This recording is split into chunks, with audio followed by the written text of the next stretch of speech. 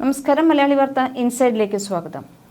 Iran Gulf യുദ്ധത്തിൽ വളരെ ആശങ്കയുണ്ടാക്കുന്ന ഒരു നീക്കം നടക്കുന്നു. ഹോർമുസിൽ ഇറാന് റഷ്യൻ സഹായം ലഭിക്കുമോ എന്നതാണ് അത്. ഹോർമുസ് കടലിടുക്കിൽ ഇറാൻ കടുത്ത ഉപരോധവും ആക്രമണവും തുടരുന്നതിനിടെ പസഫിക് മഹാസമുദ്രത്തിലെ അവാച്ച ഗൾഫിൽ റഷ്യയുടെ വമ്പൻ നാവിക അഭ്യാസം. റഷ്യയുടെ പസഫിക് ഫ്ലീറ്റാണ് ലോകശ്രദ്ധയെ ആകർഷിച്ച അഭ്യാസ പ്രകടനം നടത്തിയത്. MPK 107 എന്ന ആന്റി സബ്മറൈൻ വാർഷിപ്പ് അടക്കം പുറത്തെടുത്തായിരുന്നു പരേഡ്. അഭ്യാസ പ്രകടനത്തിനിടെ സാങ്കല്പിക ശത്രു ഡ്രോൺ ആക്രമിക്കാനെത്തുന്നത് തിരിച്ചറിയുന്നതും MPK 107 നിന്ന് ഉസ M2 എയർക്രാഫ്റ്റ് മിസൈൽ സംവിധാനം ഉപയോഗിച്ച് തകർക്കുകയും ചെയ്തു. ഇറാനുമായി US-ഉം ഇസ്രയേലും യുദ്ധം നടത്തുന്നതിനിടെയാണ് റഷ്യൻ നേവിയുടെ ശക്തിപ്രകടനം ലോകശ്രദ്ധയെ ആകർഷിക്കുന്നത്. ഹോർമുസിൽ മൈൻ നിറച്ച ബോട്ടുകളും ഡ്രോണുകളും ഉപയോഗിച്ചാണ് കപ്പലുകളെ ഇറാൻ ആക്രമിക്കുന്നതെന്നും അഗ്നിക്കിരയാക്കുന്നതെന്നും US നേരത്തെ ആരോപിച്ചിരുന്നു. ശത്രുക്കളുടെ അന്തർവാഹിനികളെ പിന്തുടരാനും ഇല്ലാതാക്കാനും രൂപകൽപ്പന ചെയ്തിരിക്കുന്ന അത്യാധുനിക യുദ്ധക്കപ്പൽ റഷ്യ ഇറാന് നൽകുമോ, റഷ്യ നേരിട്ടിറങ്ങുമോ എന്ന അഭ്യൂഹങ്ങളാണ് രാജ്യാന്തര മാധ്യമങ്ങൾ പ്രകടിപ്പിക്കുന്നത്. ലോകത്തെ ഇന്ധന വിതരണത്തിന്റെ 20% ഹോർമുസിലൂടെയാണ് കടന്നുപോകുന്നതെന്നിരിക്കെ US ഇസ്രയേൽ ബന്ധമുള്ള കപ്പലുകൾക്ക് നേരെയാണ് ഇറാൻ ഇപ്പോൾ ആക്രമണം തുടരുന്നത്. രക്തസാക്ഷികളുടെ ചോരയ്ക്ക് പകരം ചോദിക്കുമെന്ന് ഇറാന്റെ പുതിയ പരമോന്നത നേതാവ് മുജ്തബ ഖമനേയി പറഞ്ഞിട്ടുണ്ട്. ഹോർമുസ് കടലിടുക്ക് അടഞ്ഞുകിടക്കുന്നത് തുടരും. മേഖലയിലെ എല്ലാ US സൈനിക താവളങ്ങളും പൂട്ടണം. അയൽരാജ്യങ്ങളുമായുള്ള സൗഹൃദത്തിലാണ് ഇറാൻ വിശ്വസിക്കുന്നതെങ്കിലും US താവളങ്ങൾക്ക് നേരെയുള്ള ആക്രമണം തുടരുമെന്നും ജനങ്ങൾക്ക് നൽകിയ ആദ്യ സന്ദേശത്തിൽ മുജ്തബ ഖമനേയി വ്യക്തമാക്കിയതായാണ് റിപ്പോർട്ട്. ഇറാൻ പുതിയ പരമോന്നത നേതാവ് മുജ്തബ ഖമനേയിക്ക് റഷ്യയുടെ പിന്തുണയുണ്ടെന്നതും യുദ്ധം സംബന്ധിച്ച് ഇറാൻ വിദേശകാര്യമന്ത്രി അബ്ബാസ് അരാക്ചിയുമായും പ്രസിഡന്റ് പെസഷ്കിയാനുമായും റഷ്യ നിരന്തരം ബന്ധപ്പെടുന്നുവെന്നതും വലിയ സൂചനകളാണെന്നും വിലയിരുത്തലുകളുണ്ട്.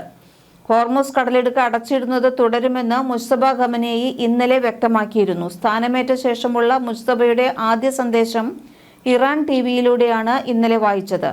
ഇറാന്റെ ശത്രുക്കൾക്ക് മേൽ സമ്മർദ്ദം തുടരുന്നതിന്റെ ഭാഗമായി ഹോർമുസ് കടലിടുക്ക് അടഞ്ഞുകിടക്കുന്നത് തുടരും. മേഖലയിലെ എല്ലാ US സൈനിക താവളങ്ങളും ഉടൻ പൂട്ടണം, അല്ലെങ്കിൽ അവയ്ക്ക് നേരെയുള്ള ആക്രമണം തുടരും. അയൽരാജ്യങ്ങളുമായുള്ള സൗഹൃദത്തിലാണ് ഇറാൻ വിശ്വസിക്കുന്നത്. US കേന്ദ്രങ്ങളെ മാത്രമേ ലക്ഷ്യം വെക്കൂ. കൊല്ലപ്പെട്ട പരമോന്നത നേതാവിൻ്റേതു മുതൽ കുഞ്ഞുങ്ങൾ വരെയുള്ള രക്തസാക്ഷികളുടെ ചോരയ്ക്ക് പകരം ചോദിക്കും. രാജ്യം ആക്രമണം നേരിടുമ്പോൾ ധീരതയോടെ പൊരുതുന്ന സൈനികർക്ക് നന്ദി അറിയിക്കുന്നു എന്നാണ് സന്ദേശത്തിൽ വായിച്ചത്. അയൽരാജ്യങ്ങളുമായി ഇറാന് നല്ല ബന്ധമാണുള്ളതെന്നും എന്നാൽ മേഖലയിലെ മുഴുവൻ US താവളങ്ങളും അടയ്ക്കുന്നതുവരെ അവയ്ക്ക് നേരെ ഇറാന്റെ ആക്രമണം തുടരുമെന്നും മുജ്തബ തന്റെ സന്ദേശത്തിൽ വ്യക്തമാക്കിയിട്ടുണ്ട്. രാജ്യാന്തര വിപണിയിൽ അസംസ്കൃത എണ്ണവില ബാരലിന് $100 മുകളിൽ തുടരുമ്പോഴാണ് ഈ സന്ദേശം. ഇറാനെ നിലവിൽ നയിക്കുന്നത് ഗോസ്റ്റ് ആയത്തുള്ള അഥവാ അദൃശ്യനായ നേതാവാണ് എന്നത് ദുരൂഹത വർദ്ധിപ്പിക്കുന്നു. ഇസ്ലാമിക് റവല്യൂഷണറി ഗാർഡ് കോർപ്സിന്റെ നിയന്ത്രണത്തിലുള്ള രാജ്യം അനിശ്ചിതകാല യുദ്ധത്തിലേക്ക് നീങ്ങുമ്പോൾ ആശങ്ക വർദ്ധിക്കുകയാണ്.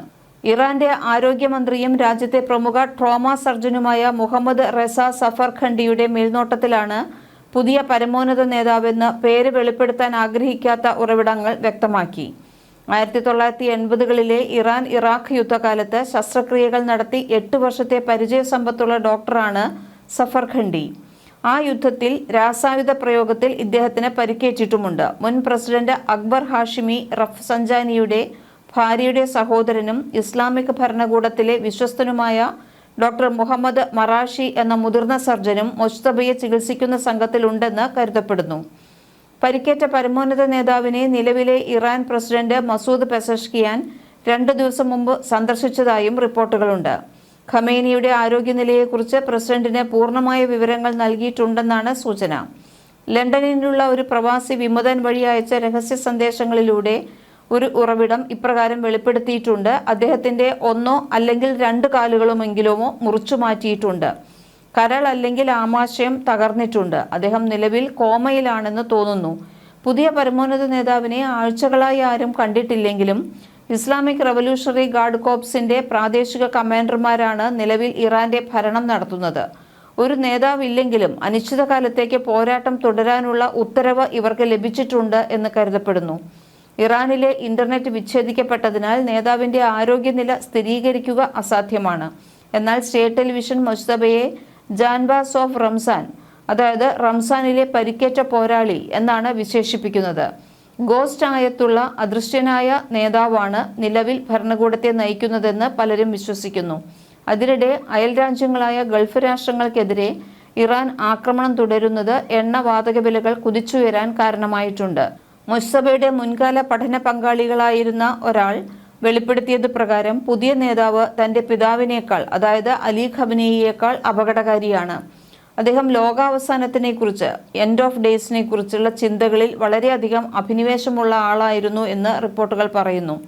യുദ്ധമുണ്ടാവുകയാണെങ്കിൽ ആയിരക്കണക്കിന് ആളുകളെ കൊല്ലാൻ മുജ്തബ ഒരിക്കലും ഭയപ്പെടില്ല എന്നും പ്രദേശം മുഴുവൻ നിയന്ത്രിക്കാൻ അദ്ദേഹം ശ്രമിക്കുമെന്നും നാടുകടത്തപ്പെട്ട ഉദ്യോഗസ്ഥനായ ജാബർ രജബി വെളിപ്പെടുത്തി. 2021 മുതൽ UAE-യിൽ പ്രവാസ ജീവിതം നയിക്കുന്ന രജബി ഇറാനിലെ ഖൂമിലുള്ള പ്രശസ്തമായ മതപാഠശാലയിൽ മുജ്തബ ഖമേനിയോടൊപ്പം പഠിച്ചയാളാണ്. ഇറാന്റെ പുതിയ പരമോന്നത നേതാവ് തന്റെ പിതാവിനേക്കാൾ ക്രൂരനാണെന്നും വലിയൊരു നുണയനാണെന്നുമാണ് അദ്ദേഹം മുന്നറിയിപ്പ് നൽകുന്നത്.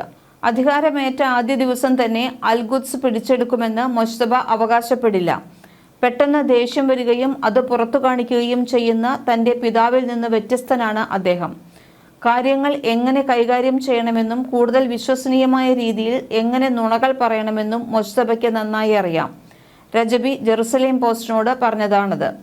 ഇറാനിലെ ഇസ്ലാമിക് സ്കോളർഷിപ്പിന്റെ ഏറ്റവും പ്രധാന കേന്ദ്രമായ ഖൂം സെമിനാരിയിൽ മുജ്തബയോടൊപ്പം പഠിച്ചിരുന്ന കാലത്തെക്കുറിച്ച് രജബി വിവരിക്കുന്നത് ഇങ്ങനെയാണ്.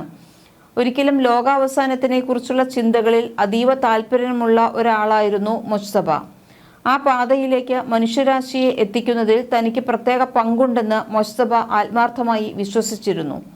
ഷിയ ഇസ്ലാമിലെ ഏറ്റവും വലിയ വിഭാഗമായ 12 ഷിയ വിശ്വാസമനുസരിച്ച് ഇതാണ് ഖൂമിൽ ഖമേനിയും പഠിച്ചത്. മറഞ്ഞിരിക്കുന്ന 12ാമത്തെ ഇമാമായ മുഹമ്മദ് അൽ മഹ്ദി ലോകാവസാന സമയത്ത് മടങ്ങിവരുമെന്നും ലോകത്ത് അനീതി തുടച്ചു നീക്കി നീതി സ്ഥാപിക്കുമെന്നുമാണ് കരുതപ്പെടുന്നത്. ഇതാണ് അലി ഖമനേയിയും മുജ്തബ ഖമനേയിയും പഠിച്ചിട്ടുള്ളത്. ഇവർ കാത്തിരിക്കുന്നത് 12ാമത്തെ ഇമാമായി വരുന്ന മുഹമ്മദ് അൽ മഹ്ദിയെയാണ്. മുജ്തബ സ്വയം മുഹമ്മദ് അൽ മഹ്ദിയുടെ പ്രതിരൂപമായാണ് വിശ്വസിക്കപ്പെടുന്നത്. പാശ്ചാത്യ ശക്തികളുമായുള്ള വലിയ ഏറ്റുമുട്ടലായി വ്യാഖ്യാനിക്കപ്പെടുന്ന അൽഹാമ അൽ കുബ്ര ഉൾപ്പെടെയുള്ള വലിയ യുദ്ധങ്ങൾ ലോകാവസാനത്തിനു മുൻപ് നടക്കുമെന്ന് ഇസ്ലാമിക വിശ്വാസങ്ങൾ വിവരിക്കുന്നുണ്ട്. ഖമേനി തന്റെ മതപഠന കാലത്ത് ആണവ വിഷയത്തെക്കുറിച്ചും സൈന്യത്തെക്കുറിച്ചും സംസാരിച്ചത് ഞാൻ ഓർക്കുന്നു. വ്യോമാക്രമണങ്ങൾ മുജ്തബയുടെ ലക്ഷ്യങ്ങളെ ബാധിക്കില്ല എന്ന് രജബി പറയുന്നു.